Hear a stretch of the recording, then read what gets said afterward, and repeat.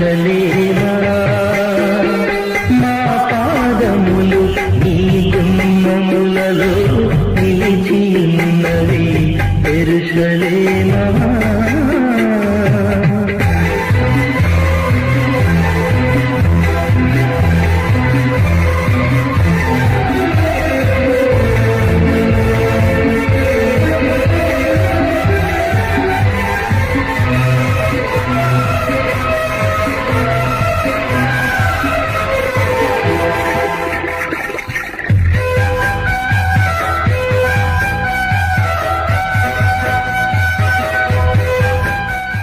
మన ప్రభువును రక్షకుడైన యేసుక్రీస్తు నామములో దేవుని సన్నిధికి వచ్చిన మీ అందరికీ నా వందనాలు చెల్లిస్తున్నాను.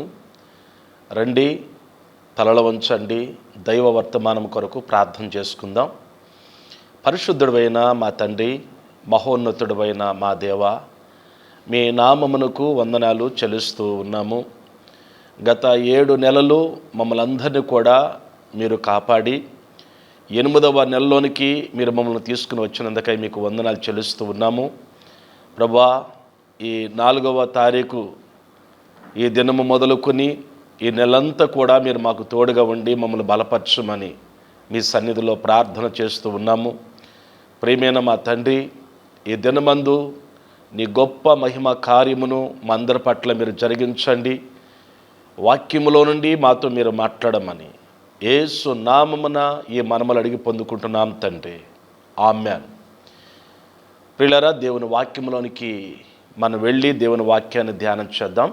ఈరోజు నేను మీతో మాట్లాడే ధ్యానాంశము మునుపు ఇప్పుడు అనేటువంటి మాట మీద దేవుని యొక్క వాక్యాన్ని మీకు జ్ఞాపం చేయాలని ఆశపడుతున్నాను.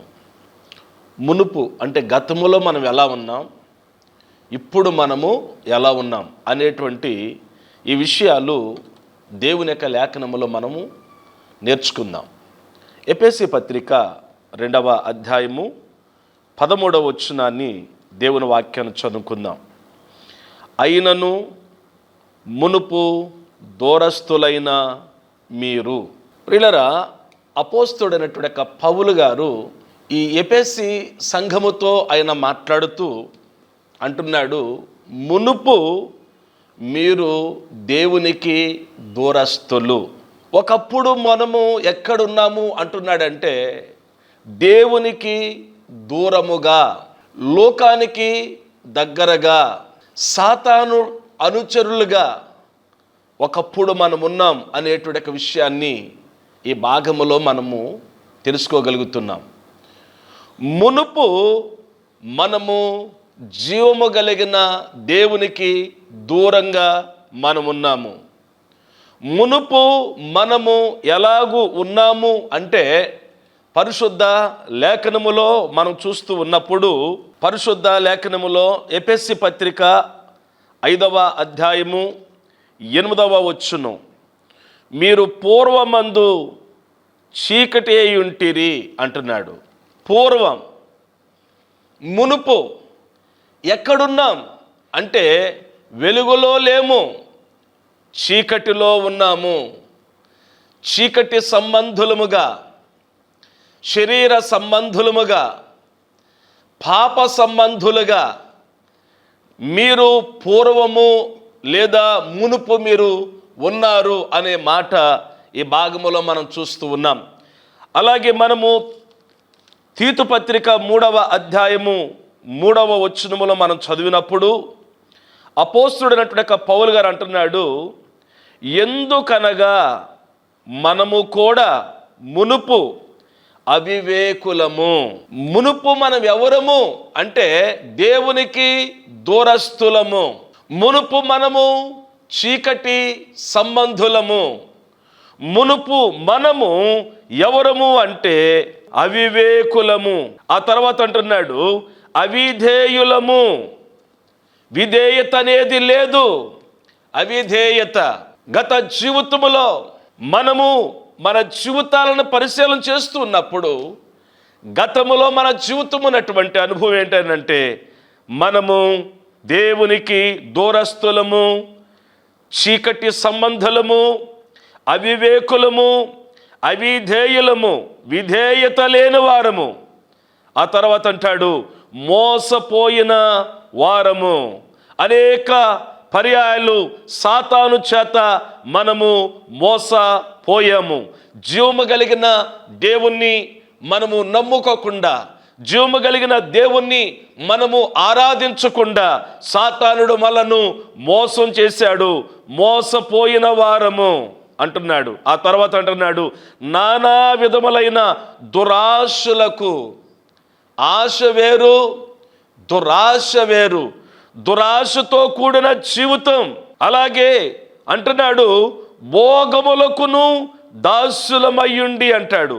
భోగము, పాప భోగం, పాపేచ్ఛ, మనసేచ్ఛలతో కూడిన జీవితం గత జీవితం మంది అంటున్నాడు. ఆ తర్వాత అంటాడు కదా దుష్టత్వమునందు అంటాడు. దుష్టత్వం, దుర్నీతి, అవినీతి, అవిధేయత ఇవన్నీ గతంలో మనలో ఉన్నాయి. అసూయ యందు అంటాడు. ప్రతి వ్యక్తిలో అసూయ, ఎదటి వారిని చూచి అసూయ, ఓర్వలేని తనం, ఎదటి వారి యొక్క మేలును చూచి సంతోషించలేని జీవితం గత జీవితం అంటున్నాడు. అసూయ యందును కాలము గడుపుచు అసహ్యులమై ఒకరిని ఒకడు ద్వేషించుచు ఉంటిమి. ఇది గత జీవితం. గత జీవితం ఇదండి. ప్రభువులోనికి రాకమునుపు, దేవుని దగ్గరికి రాకమునుపు మీ జీవితము ఎలాంటిది అని స్పష్టంగా మన జీవితాన్ని గురించి ముందుగానే దేవుడు రాయించి పెట్టాడు. గత జీవితం ఇది. సాక్ష్యం లేని జీవితం, పరిశుద్ధత లేని జీవితం, దేవుడు లేని జీవితం. ఎలాంటి జీవితం మన జీవితం. మునుపు మీరు దేవునికి దూరస్తులు, మునుపు మీరు చీకటి సంబంధులు, ఇష్టానుసారంగా చీకట్లోకి వెళ్ళిపోయి జీవించారు, వెలుగును ద్వేషించారు, అవివేకులుగా జీవించారు, అవిధేయులుగా జీవించారు, మోసపోయారు. దురాశ కలిగిన జీవితం, దుష్టత్వంతో కూడిన జీవితం, భోగాలతో కూడిన జీవితం, అసహ్యమైనటువంటి జీవితం గత జీవితం. ఇంకా మనం దేవుని యొక్క వాక్యములు మనం చూస్తే ఫిలోమోనుకు రాసినటువంటి పత్రిక మనం చూసినప్పుడు 11వ వచనములో నిష్ప్రయోజనమైన జీవితం అంటే పనికిరాని స్థితి, మన ప్రవర్తన, మన మాటలు పనికిరాని స్థితిలో ఉన్నాయి. అలాంటి స్థితిలో మనుషులు జీవిస్తూ ఉండగా రోమీయులకు రాసినటువంటి పత్రిక 6వ అధ్యాయము 21వ వచనం, అప్పటి క్రియల వలన మీకేమి ఫలము కలుగును, వాటిని గురించి ఇప్పుడు సిగ్గుపడుచున్నారు కారా, వాటి అంతము మరణమే. అప్పటి కాలపు క్రియలు అంటే పనులు, ఆ జీవితం ఇప్పుడు మీరు తలుచుకుంటే మీకేం కలుగుతుందంటే సిగ్గుపడవలసినటువంటి పరిస్థితులు అవి. దాని అంతం మరణము అన్నాడు. పూర్వము మన జీవితాలు ఇలా ఉండి దాని ఫలితము మరణం మనం తెచ్చుకుంటే మరణానికి చేరువైనటువంటి మనలను ఆ ప్రియ ప్రభు పరలోకము నుండి భూలోకానికి ఆయన వచ్చి ప్రభువారు చేసిన అద్భుతమైనటువంటి కార్యము ఏమిటి అంటే ఆయన వచ్చి ఆయన మనలను పిలిచాడు.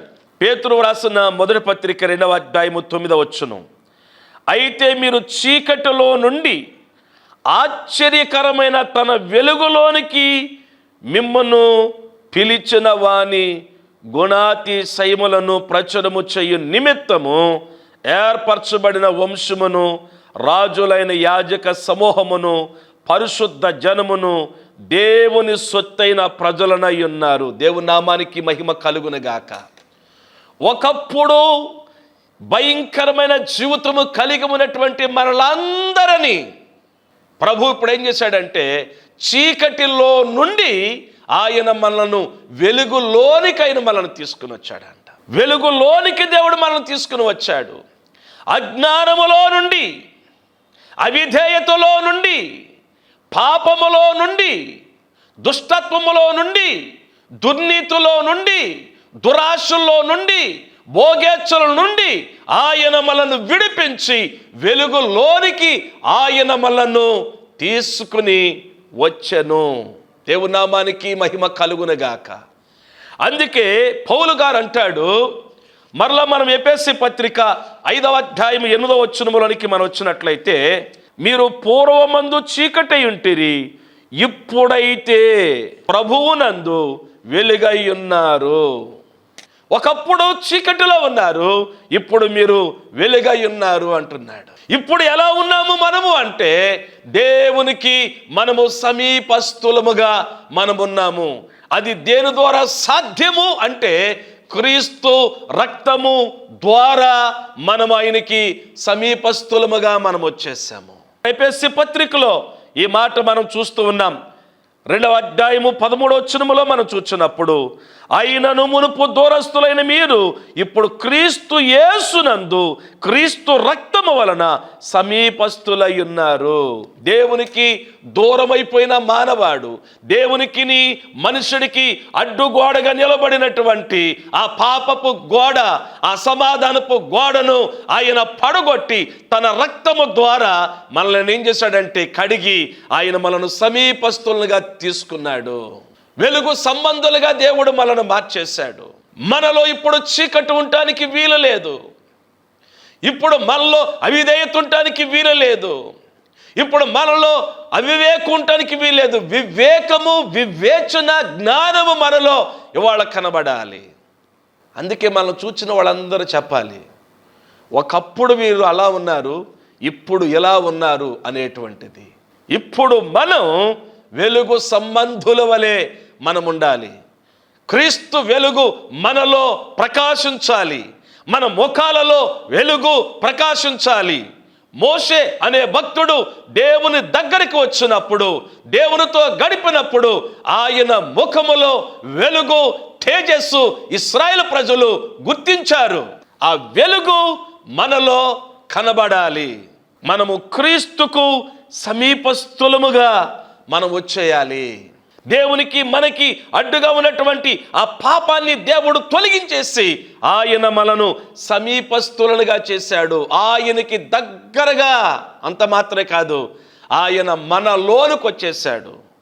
ఆయన మనతో ఉండటానికి ఆయన ఇష్టపడుతూ ఉన్నాడు. దేవుని నామానికి మహిమ కలుగునుగాక. ఫిలెమోను పత్రిక 1వ అధ్యాయము 11వ వచనాన్ని దేవుని వాక్యాన్ని మరలా చదువుదాం. అతడు మునుపు నీకు నిష్ప్రయోజనమైన వాడే గాని ఇప్పుడు నీకును నాకును ప్రయోజనకరమైన వాడాయను. ఈ భాగములో మనం చూస్తున్నప్పుడు ఫిలెమోను అనేటువంటి ఈ వ్యక్తిని ఈ భాగములో మనం చూస్తున్నామండి. ఫిలెమోను దగ్గర ఒనేసిము అనేటువంటి వ్యక్తి పనిచేస్తాడు. పనిచేస్తూ ఉన్నప్పుడు ఈ ఒనేసిము అనేటువంటి వ్యక్తి ఆ ఇంట్లో ఒక పొరపాటు అతడు చేశాడు, నేరం చేశాడు. చేసినప్పుడు ఆ వ్యక్తిని ఆ యజమానుడు ఫిలెమోను ఏం చేశాడంటే కేసు పెట్టి అరెస్టు చేపించాడు. ఈ ఒనేసిము అనేటువంటి వ్యక్తి జైల్లో ఉన్నాడు. ఆ జైల్లో ఎవరున్నారంటే నీతి సువార్తను ప్రకటిస్తున్నటువంటి, రక్షణ సువార్తను ప్రకటిస్తున్నటువంటి, సత్య సువార్త ప్రకటిస్తున్నటువంటి పౌలు గారు అక్కడ ఉన్నాడండి. ఈ ఒనేసిము అనేటువంటి వ్యక్తి ఖైదీగా, నేరం చేసిన వాడుగా చెరసాల్లో ఉన్నప్పుడు దైవజనక పౌలు గారు ఆ ఖైదీకి సువార్తను ప్రకటించాడు. నేరం చేసిన ఖైదీకి క్రీస్తు ఖైదీ సువార్త ప్రకటించాడండి. ప్రకటించినప్పుడు దేవుని మాటలు విని ఒనేసిము మార్పు చెందాడు, మనసు మార్చుకున్నాడు. ప్రభు దగ్గరికి వస్తే మనసును దేవుడు మారుస్తాడు, ప్రవక్తనలో మార్పును దేవుడిస్తాడు. ఎంతటి వ్యక్తినైనా దేవుడు మార్చగలడు. దేవుని మాట ఒనేసిముని మార్చునట్లుగా మనం చూస్తున్నాం. ప్రభు మార్చటానికి వచ్చాడు, మత మార్పుడు చేయటానికి కాదు, మనసును మార్చటానికి. ప్రవక్తన మార్చడానికి ప్రభు ఈ లోకానికి వచ్చాడు. ప్రభువును నమ్మినటువంటి పౌలు భక్తుడు సువార్త ప్రకటిస్తుంటే ఆయన్ని బంధించి తీసుకెళ్ళి చెరసాలలో పెట్టారు. అదే చెరసాలలో నేరము చేస్తున్న వ్యక్తి ఉన్నప్పుడు ఆయనకి సువార్త చెప్పినప్పుడు మార్పు చెందాడు. చెరసాల నాయకుడు అతను మార్చలేకపోయాడు. చెరసాలు ఆయన జీవితాన్ని మార్చలేదు, కానీ యేసు ప్రభు వారి యొక్క ప్రేమ సువార్త ఆయన జీవితాన్ని మార్చున్నట్లుగా మనం చూస్తూ ఉన్నాం. ప్రియ దేవుని బిడలారా, మనలందరినీ మార్చింది దేవుని వాక్యము మాత్రమే.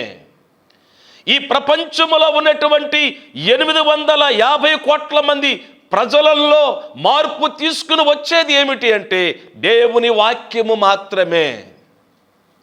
ఆ దేవుని వాక్యము అతడిలో మార్పు తీసుకొచ్చినప్పుడు దైవజనుడైనటువంటి పౌలు గారు ఫిలోమోనికి ఉత్తరం రాశాడండి. ఇతడు మునుపు నీకు ఎలా ఉన్నాడంటే నిష్ప్రయోజనమైన వాడిగా ఉన్నాడు. ఏమని మాట్లాడుతున్నాడో చూడండి. మనము 9-10 వచనాల నుంచి మనం చూస్తే, క్రీస్తునందు నాకు బహుధైర్యము కలిగి ఉన్నను, వృద్ధుడను, ఇప్పుడు క్రీస్తు యేసు ఖైదీనైన పౌలను నేను ప్రేమను బట్టి వేడుకునటం మరి మంచిదనుకుని నా బంధకములలో నేను కనిన నా కుమారుడగు ఒనేసిము కోసము నిన్ను వేడుకొనుచున్నాను. అతడు మునుపు నీకు నిష్ప్రయోజనమైన వాడే గాని, మునుపు నీకు ఎలాంటి వాడంటే నిష్ప్రయోజనమైన వాడు, అంటే ప్రయోజనకరమైన వ్యక్తిగా లేడు, నష్టాన్ని కలిగించిన వ్యక్తిగా ఉన్నాడు, నీకు మనసును నొప్పించిన వాడిగా ఉన్నాడు, నీ కుటుంబానికి అతడు నష్టము కీడు కలిగించిన వ్యక్తిగా ఉన్నాడు. నిష్ప్రయోజనం అంటే ఎందుకు పనికిరాని స్థితిలో ఒకప్పుడున్నాడు. ఏమంటున్నాడు చూడండి.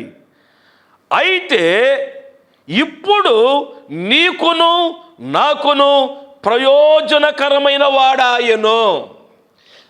దైవజనుడైన నాకు, అలాగే ధనవంతుడైన నీకు అతడు ప్రయోజనకరమైన వ్యక్తిగా మారాడు అని ఒక సాక్ష్యము చెబుతూ ఉన్నాడు దైవజనుడు. దేవునికి మహిమ కలుగునుగాక. ప్రియా దేవుని బిడలారా, గత జీవితము దాని యొక్క ఫలితము మరణము అని రోమపత్రిక 6:21 మనం చదివాం. ఇప్పుడు క్రీస్తు నందు మనం ఏమై ఉన్నామంటే వెలుగు సంబంధులముగా, సమీపస్థులముగా, ప్రయోజనకరమైన వారముగా మనము ఉండటానికి గల కారణం మన ప్రభు అయిన యేసుక్రీస్తు ప్రభులు వారు. ఆయన కార్చిన రక్తము ద్వారా ప్రతి పాపము క్షమించబడి కడగబడి పరిశుద్ధులుగా నీతిమంతులుగా మార్చటానికి సహాయము చేసింది. దేవునికి స్తోత్రం కలుగునుగాక. అతడు ప్రయోజనకరమైన వాడు. అవును, ఈ వాక్యం వింటున్న మన జీవితంలో ఒకప్పుడు ఎలా ఉంది మన ప్రవక్తన, మన జీవితం ఇప్పుడు ఎలా ఉందో ఒక్కసారి మనము గుర్తించవలసిన వారమై ఉన్నాము. ప్రియా దేవుని బిడ్డలారా, ఇప్పుడు క్రీస్తునందు మనము చీకటిలో లేము, వెలుగులో ఉన్నాం. చీకటిలో నుండి ఆశ్చర్యకరమైన వెలుగులోనికి మనల్ని తీసుకుని వచ్చాడు. సమీపస్థులనుగా దేవుడు మనల్ని మార్చేశాడు. ప్రయోజనకరమైన వ్యక్తులుగా దేవుడు మనల్ని తీర్చాడు. ఈరోజు ఎంతమంది దైవజనులు దేవుని వాక్యమును టీవీల్లో, రేడియోల్లో, బహిరంగ సభల్లో ఇంతమంది దేవుని వాక్యమును బోధిస్తున్న దైవజనులు ఒకప్పుడు ఈ స్థితిలో ఉన్నవారు అని బైబిల్ చెప్తుంది. అలాగే ప్రభుని వెంబడిస్తున్నటువంటి ప్రపంచవ్యాప్తముగా ఇప్పటికీ 240 కోట్ల మంది ఈరోజు ప్రభుని వెంబడిస్తున్నారు.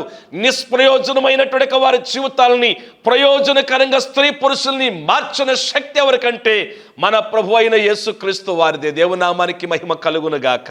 మనం చూస్తూ ఉన్నాం 240 కోట్ల మంది ప్రజలు ఈరోజు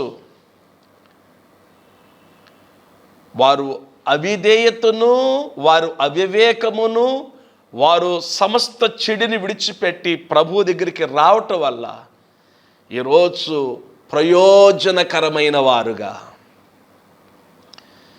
ఈ 240 కోట్ల మంది ప్రజలలో అనేక మంది ఈరోజు దేశానికి ఉపయోగకరమైనటువంటి పనులు ఎన్నో చేశారు. అది ఎవరి ద్వారా సాధ్యము అంటే ప్రభువు ద్వారా సాధ్యము అనేటువంటి విషయాన్ని మీకు జ్ఞాపం చేస్తున్నాను.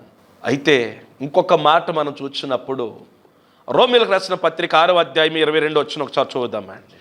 అయినను ఇప్పుడు పాపము నుండి విమోచింపబడి దేవునికి దాసులైనందున పరిశుద్ధత కలుగుటియే మీకు ఫలము, దాని అంతము నిత్య జీవము. దేవునామానికి మహిమ కలుగునుగాక. మరొక్కసారి రిపీట్ చేస్తానండి. మునుపు దేవునికి దూరస్తులము, మునుపు చీకటి సంబంధులము, మునుపు అవివేకులము, అవిధేయులము, మనము ఎంత ఘోరమైన జీవితంలో మనమున్నాము దేవుని బిడ్డలారా మనం చూచాం.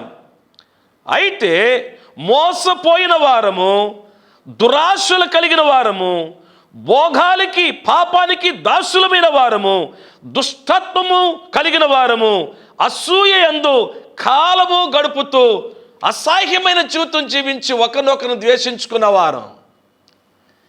దాని అంతం మరణం. కానీ ప్రభు వచ్చి మళ్ళీ ఏం చేశాడంటే ఇప్పుడు ఆయన ఎంత చక్కగా చెప్తున్నాడు చూడండి. పౌలు గారు ఈ భాగం మరలా చదువుతున్నాను. రోమాపత్రిక 6:22. అయినను ఇప్పుడు పాపము నుండి విమోచింపబడి, ఎక్కడి నుంచి అంట? పాపము నుండి విమోచింపబడి, చీకటిలో నుండి, అజ్ఞానములో నుండి, అవిధేయతలో నుండి మనము విమోచింపబడి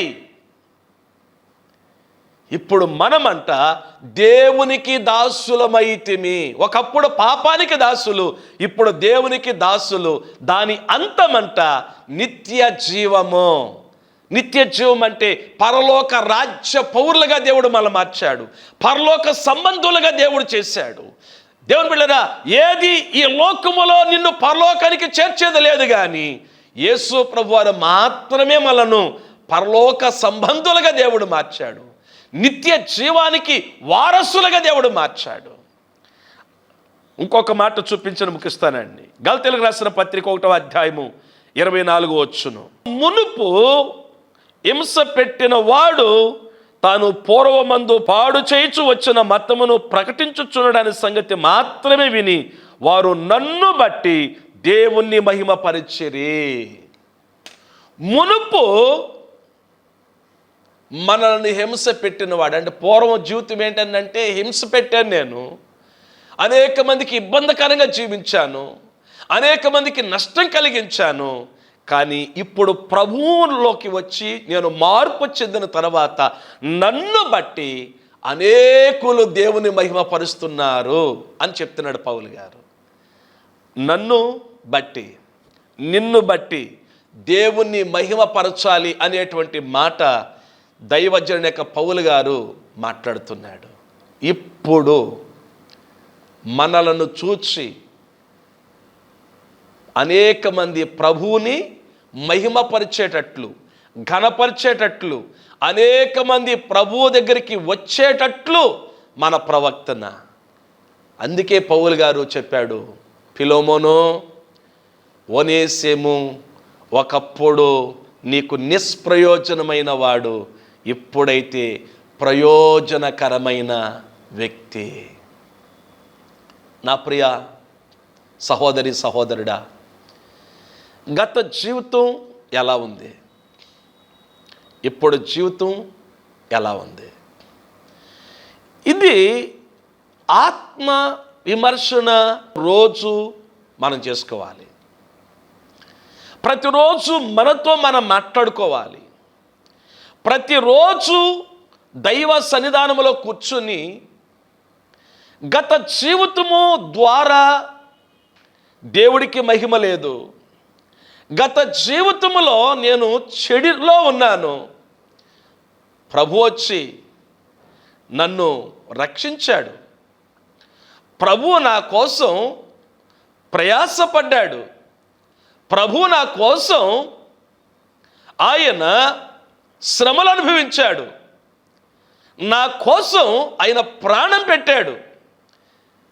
గనుక ఇప్పుడు నేను ప్రభు కోసం జీవించాలి అనే తీర్మానముతో మనము బ్రతకగలిగితే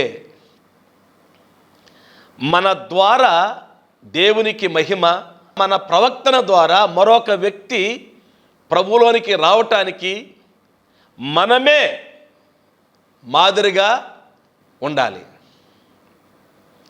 ఇది దేవుడు కోరుకుంటున్న విషయం. అందుచేత మునుపు ఎలా ఉన్నాం, ఇప్పుడు ఎలా ఉన్నాం అనేది మనము గ్రహించుకోవాలి. ప్రభు మనకి ఇప్పుడు ఎంత గొప్ప భాగ్యం ఇచ్చాడండి. అందుకే పౌలు గారు చెప్పాడు, ఇప్పుడు ఈ లోకములో మనం ఉండవలసింది. ఎంత చక్కటి మాట చెప్తాడంటే, ఒక్క మాట చెప్పి ముగిస్తాను. తీతు పత్రిక 2వ అధ్యాయము 3వ వచనములో ఒక మాట చదువుతాను. ఈ లోకములో స్వస్థ బుద్ధితోనూ నీతితోనూ భక్తితోనూ బ్రతుకుచుండవలని మనకి బోధించుచున్నది. అలా బ్రతకాలంటే మనం ఈ లోకములో అలా బ్రతుకుదాం. దేవుడి వాక్యం ద్వారా మనం దీవించునుగాక. ప్రార్థన. కృపగలిగిన మా తండ్రి, దయామయుడా, నువ్వు మాట్లాడిన ఈ మాటను బట్టి మిమ్మల్ని స్తుతిస్తూ ఉన్నాం. గత జీవితములో మేము జీవించిన జీవితము మాకు సిగ్గు కలుగుయేటట్లుగా, అది ప్రభువా మరణము తెచ్చేటట్లుగా ఉంది అని, అయితే ప్రభువా నశించిపోతున్న మమ్మలను రక్షించడానికి వచ్చి ప్రభువా మీరు మాకు నిత్య జీవాన్ని ఇచ్చినట్టుగా దేవుడుగా మేము నేర్చుకున్నాం. ప్రభువా నీ వాక్యానుసారమైన జీవితము మాకు అనుగ్రహించమని యేసు నామమున అడుగుచున్నాం తండ్రి. ఆమేన్. మన తండ్రి అయిన దేవుని ప్రేమయు ప్రభును రక్షకుడైన యేసుక్రీస్తు వారి యొక్క దివ్య కృపయు పరిశుద్ధాత్మ దేవుని అన్యోన్య సహవాసము సమాధానం కూడిన మనకు ఆయన వెంబడిస్తున్న సకల భక్తులకు సదాకాలము తోడయుండునుగాక. ఆమేన్. అందరికీ వందనాలు.